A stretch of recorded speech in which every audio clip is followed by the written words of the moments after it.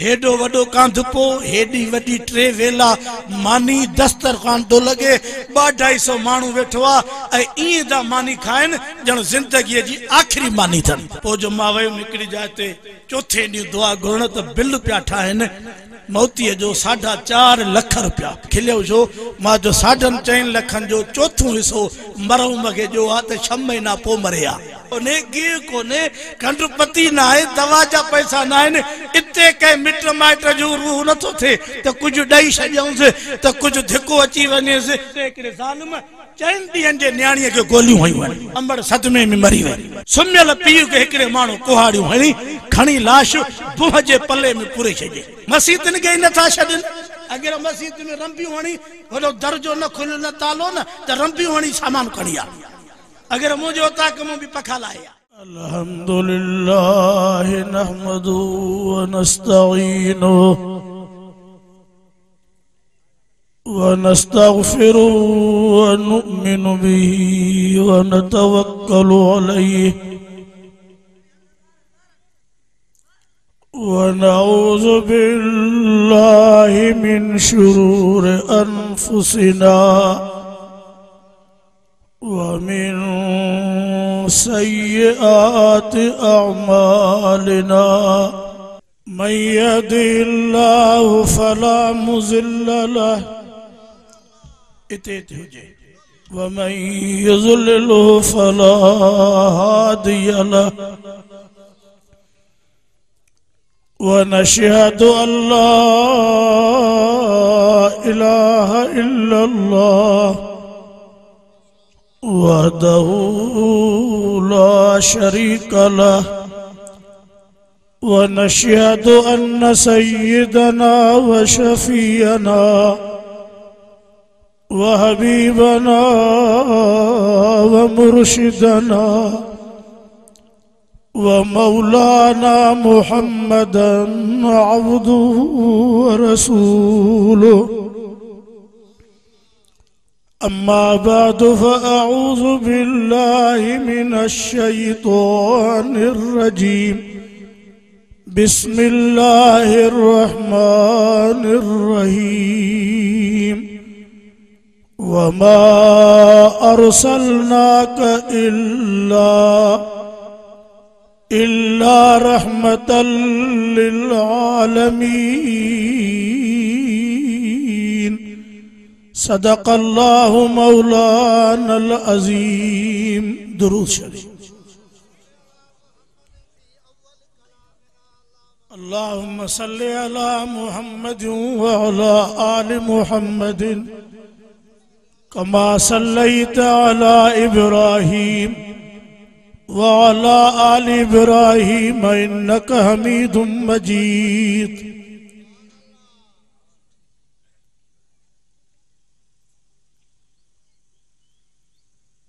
इंतहाई काबिल सद एहतराम उलमाए किराम हाज़रीन जमात 9 शाबानुल मुअज़्ज़म जी रात 1443 हिजरी गोठ सादिक पल में हजरत मौलाना साई मोहम्मद असलम साहब ओगाही जन जे सरपरस्ती ए मेहनत ए जमायत जे तावन सा ही महफिल हुस्न क़रात मुनक़िद थी आ। असल हिन जलसे में क़ुरा हज़रात जेके बाहिरन मुल्कन खां आयल आहिन उन्हनि जो क़ुरान पाक पढ़ण अवां असां ॿुधंदासीं दिलियूं ख़ुश थींदियूं दिलियूं रोशन थींदियूं उन्हनि जे लाइ वक्त भी कुशादो रखणो आ। ही असांजो पंहिंजो जलसो आ पंहिंजो इलाक़ो आ ख़ुसूसन पल बिरादरी ही गोठ इन्हनि समूरनि जो असां तव्हांजो पाण में हिकिड़ो दीनी जोड़ ऐं रिश्तो आ। अल्लाह करीम उन बानन जे कब्रुन ते रहमतूं करे जेके ही मदरसा ऐं मदरसन जे लाइ प्लाट ज़मीनूं जगहूं ॾेई विया असी उन्हनि समूरनि जे लाइ दुआ गुहाऊं अल्लाह पाक उन्हनि जूं जगहूं जन्नतन में जन्नतुल फिरदौस में फरमाए आमीन जो। अवां जेके दोस्त आया हो कदम कदम अल्लाह तवां जो कबूल करे। फकीर हाकिम अली भुर्ट पंहिंजो वक्त कढी आयो आ, वरी जेको वापसीअ जो सफ़र तो ॿुधाए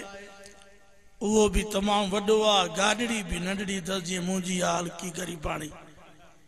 इन जे करे फकीर जो वक्त भी बचाइबो। बाक़ी उहा हाव जी बाहि न मारे सघबी जेका मुंहिंजी तबियत घुरंदी आ। घणी वॾी नेरनि मांझां तो न त मिड़ई बिस्कुटनि सां नाश्तो। अल्लाह सी फरमायो तो मां पंहिंजे महबूब खे जहाननि जे लाइ रहमत करे मोकिलियो आहे। बस मुख्तसिर आका साईं जे शान में पाण मके पाक में जाया ऐं मदीने पाक में जिंदगीअ जा आखिरी ॾींहं गुज़ारियो। पाण अरब हा, हसीनो जमील हा, नबियन जा सरदार हा, कायनात रब मिठे मुहम्मद जे करे ठाही। पर जलसे में आयल दोस्तों मुझे महबूब जो खुल्क ऐं रहमत ऐं संदन जिंदगी हयाती तय्यब एतरी सुहणी भली थधी जो पंहिंजा तो मनीदा हा पर धारिया भी पंहिंजे पंहिंजे कचहरनि में चवंदा हा त हेड़ी हस्ती असां पंहिंजे उम्र में न ॾिठी आ। जेॾो संदसि चेहरो सुहिणो आ ओतिरो उन जो इखलाक सुहिणो आ। कुरान जो फरमाए वमा अरसलनाक इल्ला रहमतल लिल आलमीन।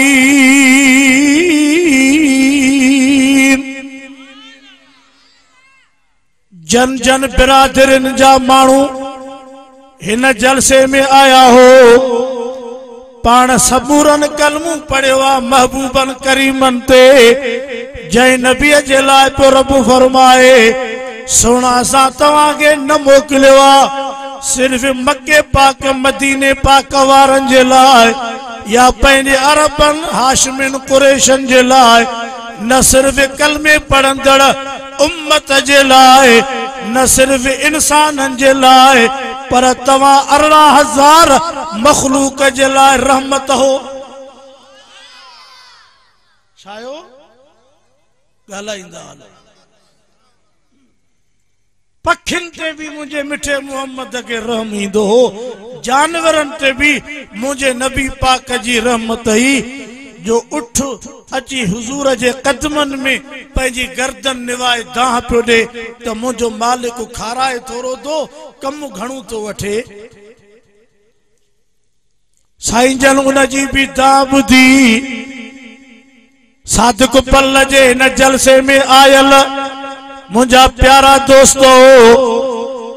मुझे महबूबन करीमन के रस्ते वींदे हरणीअ सॾ कया साईं आऊं फांसी पया शिकारी जे शिकार में एतरी मोहलत ॾियारियो जो पंहिंजे बचड़न के खीर ढुक पियारिया वरी मोटी थी अचा।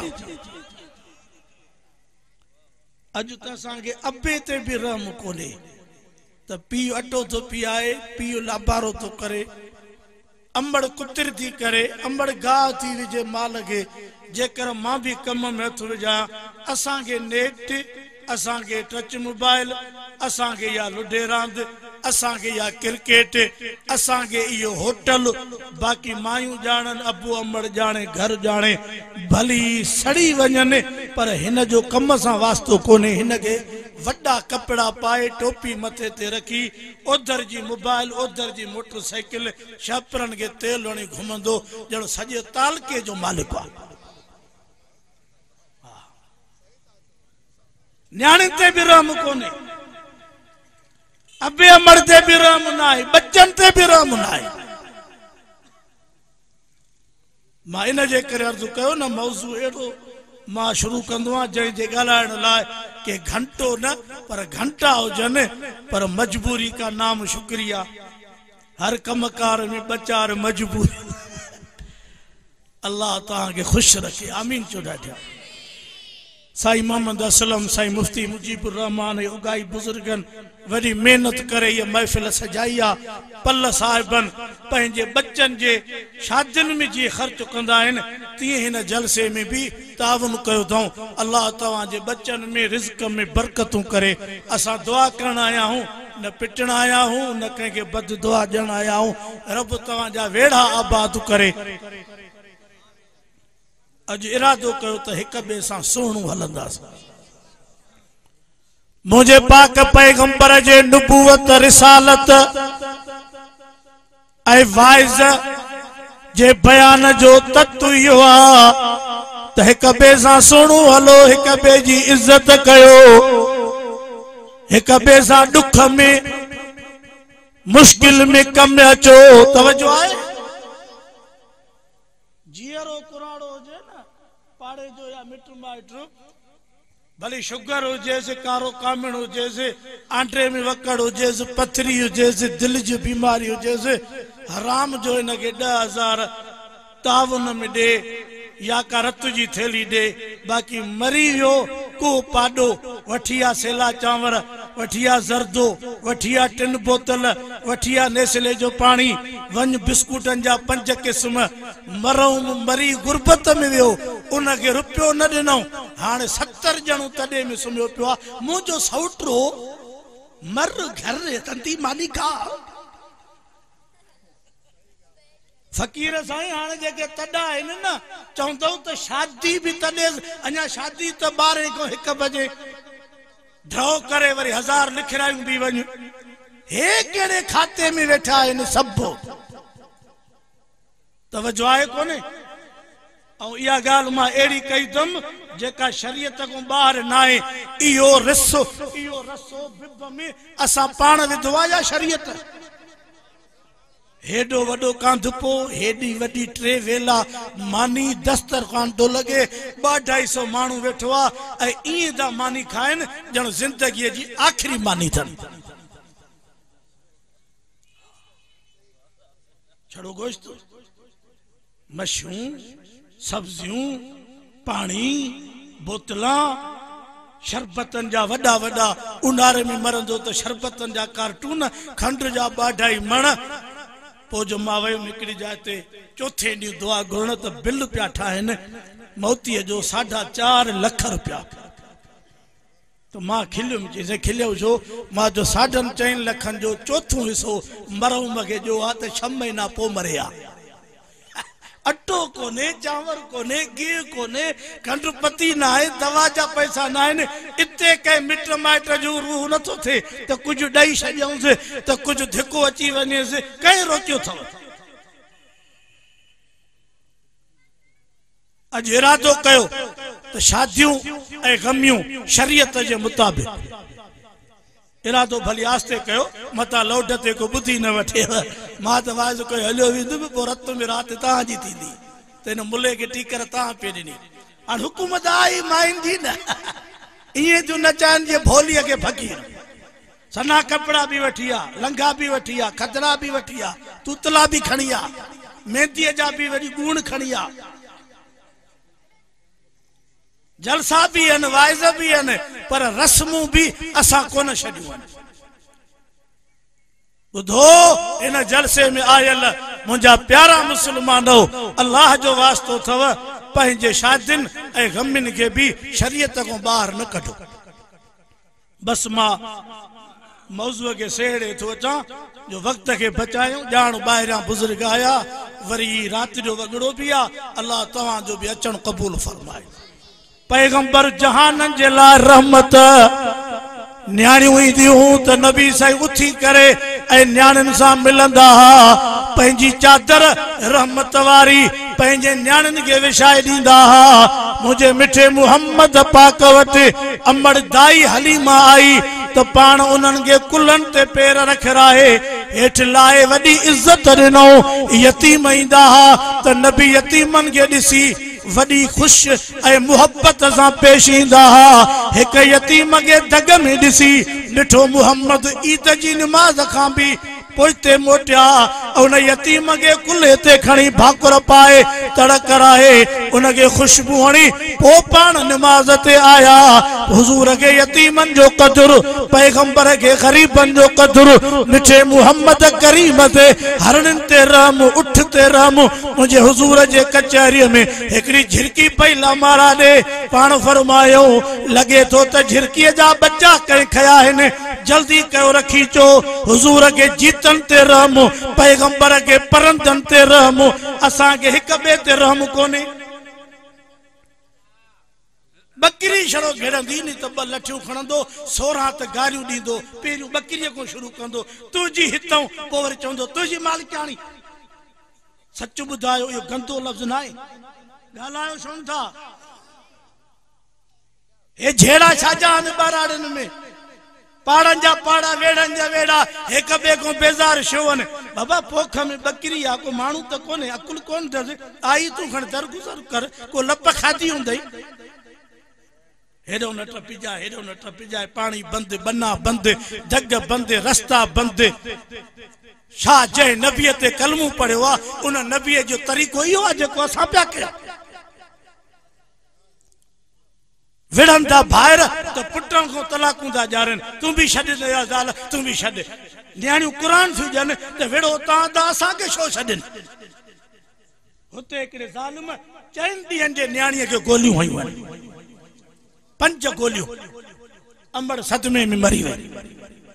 न्याणीअ जो लाश ॾिसी ख़ल्क़ खुदा जी जी निंड फिटी वई आ अॼु इहा हालात असां जो हाल इहो रहियो सुमियल पीउ के एकड़े माण्हू कुहाड़ियूं हणी खणी लाश बुह जे पल्ले में पुरे छॾे भजंदो पियो ते हाले शरीफ में दुआऊं हुतों दुआऊं मौलवी हलो एसपी ॾे मुंहिंजो अबो गुम थी वियो आहे अची जो पादर लॻसि त लाश बुह मों कढी ॾिनई अजीजो इन जलसन जो मकसद इहो आहे त रहम सिखो नरम थियो सुलह कयो कई झेड़े वेड़े में के ब मानू अचन तो उनके मान जो कुरान नबी जो सबक इहो आहे पर असां भी अलाए काथे पुगाऊं जागो था नहीं बस मुझे वाइदो 5 मिनटन का 10 11 मता न थे खंगो भी था अलाए 14 हलो अलाए 14 इते बस कर बिनी शन में माया अल्लाह से खुश रखे ताके पलन साहब के उस्ताद सिकंदर साहब जो अबो जही पंजो अल्हम्दुलिल्लाह मदरसो कुरान पढ़जे दो साईं असलम साहब वडो कुलो दिनो आ ए वडा वडा मरहूम इन गोठ जा साईं मोहम्मद खान संगत जमायतू अल्हम्दुलिल्लाह गोठ जुड़िया पिया मस्जिदूं आबाद वन कुरान जा वाइज हलन था हे मदरसो ए साईं मोहम्मद असलम वारा काथों दिस जा दरिया जे पार जा अची त कुरान जो महफिलूं कराइन दा तवा इन हथ कुला मजबूत कंदो इंशाअल्लाह हिते रंग लगंदा आमीन चो समूरा खजन जी हिफाजत कंदा हूं कणक जी भी कंदा हूं ना फसल जो फुटंदो आ हिफाजत कंदा हूं ना पो मदरसन जो हक कोने तालबन जो हाने जो ये कणका नयूं पोखियूं से ना एकड़े रोड ते दोस्त बुधायो तो चांड्रो की राती आयो पे मोटरसाइकिल ते डिठाई त कणक में ना मानू कुड़मी लकड़ो खोड़े वरी उनके कोट पाराइंदा न तो ये पखी समझन तो को मानू बिठो आ परे खो जो डिठाई चांड्रो की ते तो पोते गाड़ी करे फोन कई तो हमरा जगह में बिठो आ एकड़ो तो चिट्टो बिठो आ बाकी लिखल घणा हुंदा हथियार खणी चो आया तो वरी हो परे हकला पिया करण से केड़ो आ हुजे मानू तो चवे न मा केरा चुरे न पुरे यो शो कंदा हूं त जे कणक जा तीला बची पवन खजन जो चक्कर दींदा हूं खजू बची पवन हिक हिक खजी घुमंदो आ त कह चपड़ी मो नर विसरी न वने और नर सस्तो हुंदो 5 रुपए किलो यूरिया घणे हुई और शादियों केतरी वने हिन साल मानू के कोरोना जा सड़ियल आ मौली असलम मुखे एकड़े जो से ता जे वाइजन जो असर आ ता शादिन ते तनकीद न कयो तवा जो हर जलसे में डाडो रोदा जो तो शोरियों भी न वेन शोरा भी पो असा भी हिक पारियो खणी बिस्मिल्लाह पढ़िया मा जो वाड़े वाला से तो जाए साल थिया कुछ न कुछ असर त थियो पर छड़ो दूल खदड़ा लंघा इहो कम न हुजे न पोइ त शादियूं साईं छो न थियनि अब शादियुनि में पेर भरियूं था या न असां थोड़े मुला मशवरों वठण में त बि 4-5 शादियूं हफ़्ते में असां बि भरियूं था पिया छो त मुंहुं ॼणो आहे न अगे हिकिड़े दोस्त मूंखे फोन कई से खत में ऐं जलसे ते त ईअं था अचो जी हेलीकॉप्टर शादियुनि में अचो ई नथा हिन जे करे असां बि मां बि हाणे बि छोकिरनि जो सुभाणे 5 कार्ड आहिनि पैसा ॾेई छॾिया थी मां जो कंहिंखे बि न छॾिजो पोइ जॾहिं शादियूं ॼमियूं इहे सभु कम कयूं था नर कणका लाबारा त पोइ मदरसनि जो हक़ कोन्हे जलसनि जो हक़ कोन्हे पोइ ये कॾहिं बि न चवंदो कर अॻियां बि त मौलवी होॾो आया वरी हे बि आया आहिनि कहिड़ो तूं पाॾो ॾिनो आहे 500,000 ॾेई वेठो तो मुलनि खे लोही पियो होॾो आया हे शुक्र कयो जो क़ुरान जा आवाज़ आहिनि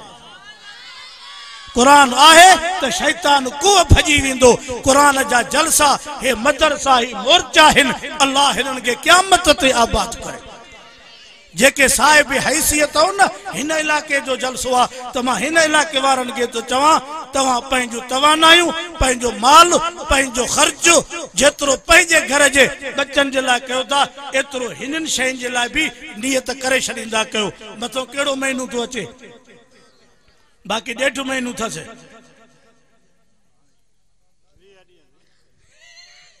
ए फकीर असा जो लुकमो दे तो मुझे सामू वेठो आ अब रमजान वेजो आ ना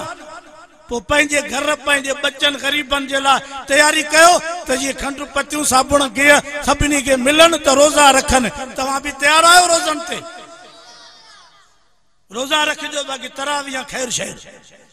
होटलन ते वेठा हुंदई बैंचा भजंदा ट्रैक्टर चाड़े से जो होटल तो उते हलो तरावियन ते सही डिगी नमाज मुलन जी शादी हाल में 2.5 कलाक ओबासी तो दे जण मट तो ढकनी लथिया अञा साहब तो मानी पो हलंदी वेठा है न पीठा है न मस्जिद में कुरान जा इन साल तराविया इंशाअल्लाह तवा सब इरादो कयो जय जय गोठ को आया हो तो खत्म कुरान जा बुधंदासे सब इरादो कयो था अल्लाह इन सीरत दे जलसे के कामयाब करे कबूल करे मौजूद वडा न खुट वरी कहीं न कहीं जलसे में मिली वठंदासे अल्लाह इन गोठ के इन मदरसे के आलमन की मेहनत के ए चंदे जण वारन दोस्तन तावन वारन जो अल्लाह तावन कबूल फरमाए कदे कदे हिय भी थींदो आ मौली साहब मुके न चयो अल्लाह दिसे तो पर मुके पंजो तजुर्बो जलसे में दींदा से जदी जलसो शुरू थे के ही चंदा है पोर जलसो शुरू थियो मौलवी अचिया ठयो वडा अल्लाह के मौलवी को विसरिया 500 बचे खोड़ ही थींदा तो सैता गुरियो कोन मा खणी आयो में ता दे दिसा पियो दिसे पियो तो बडे छो न तो पुलिस बदियूं बिठी दी जा जेके न दई सकिया न खर्च वडो मा काथो लगायो तो में लखन में अल्लाह मदद कंदो आमीन जो समूरा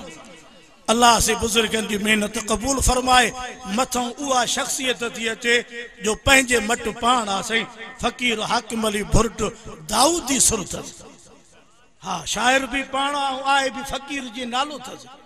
और मुझे खबर है न जे जलसन दे विंदो आ सखी भी हद दर्जे जो आ अल्लाह से बरकत करे आमीन चो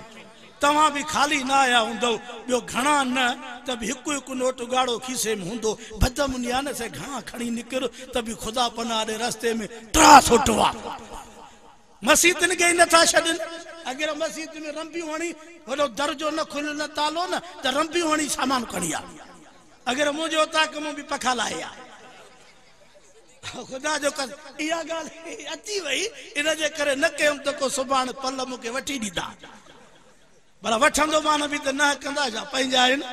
पर न मस्जिद जनाजे में वञ तो उते कढियूं था वञनि लाश के कुलो दे तो उते कढियूं था वञनि भया खुदा हिदायत दे ॾियण वारो केर आहे हिकिड़े गोठ में मां वियुमि तो परचो लगो पियो फकीर परचो लगो पियो तो जुमे जी रात बैटरी यूपीएस फलाणू जमायती इशा पढ़ी खणी वञे शनशर जी रात फलाणू वारा ठाया